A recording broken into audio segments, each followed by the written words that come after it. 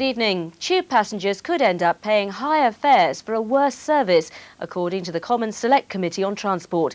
MPs have criticised the government's plans to get the private sector involved in the network to renovate the system. First time MPs have had a chance to scrutinise the plans for the tube, which are still being developed. Instead of full privatisation, the government will lease tracks, trains and stations to private maintenance companies. They'll do the modernisation work, but London Transport will control operations. The committee called that a rather convoluted compromise. When he or she is elected, the London Mayor will take over control of the tube, setting fares and making payments to the new maintenance contractors. That seriously concerned the committee, which fears the Mayor may face pressure to raise fares in its struggle to make the payments. London Transport told the committee getting the private sector involved, rather than using public funds, could cost £1 billion more, and the MPs remain to be convinced this is the best way forward.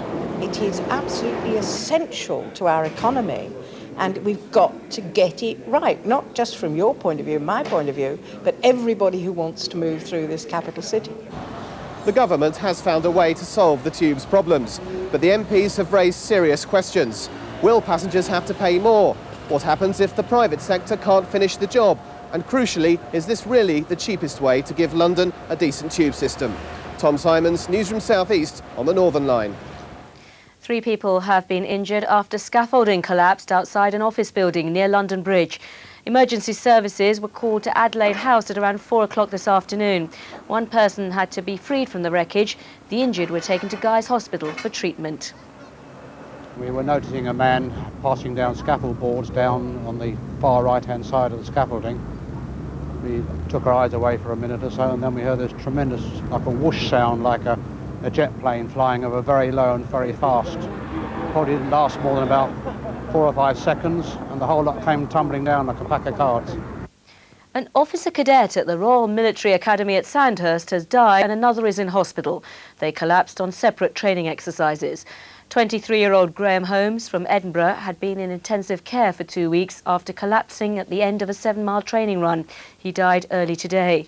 Cadet Adrian Muir from Jamaica is said to be in a stable condition.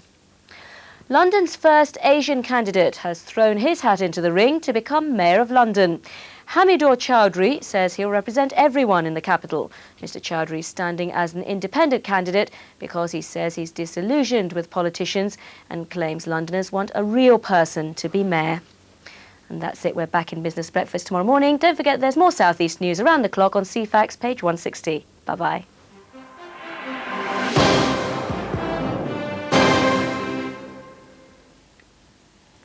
Major new drama set in rural Ireland during the 50s on BBC Two now. Tony Doyle is the overbearing widower amongst women. Good evening to you. We didn't do too well in the Sunshine Stakes today, but there was a major exception. That was the far northeast of Scotland, and there was 15 hours of sunshine at Kinloss. And not far behind Aberdeen with 13.5 hours of sunshine. Mind you, there were some showers across the north of Britain. Most places were fine further south, with the exception of the far southwest of England, where the rain was trundling in towards the end of the afternoon. Now, the reason for that rain, this weather system here, which is now deepening a little bit more than we expected earlier on. It's going to be trundling across these more southern counties during the next 12 to 18 hours. Then that'll pull away. But we are seeing some very wet weather now pushing into the far southwest. In fact, it's pouring with rain now across Cornwall, Devon, running up towards Somerset and across into South Wales.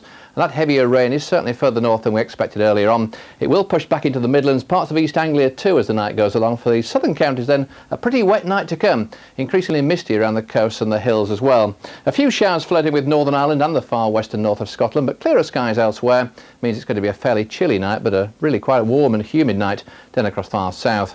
So that system moving eastwards tomorrow, another system moving in towards the far northwest later in the day. That'll pep up the showers, some quite heavy and lengthy showers later in the day for western Scotland in particular. But otherwise a fine bright start today, just 1 or 2 showers around those northwestern fringes, but a pretty wet start again in this southeastern corner. Eventually that clearer weather will start to move in. It'll take some time, probably the rain not leaving Kent until well into the afternoon, end of the afternoon probably, then skies brightening, just leaving the legacy of 1 or 2 passing showers. But the showers in Northern Ireland and western Scotland will really gather through the day and emerge to give some longer spells of wet weather later on.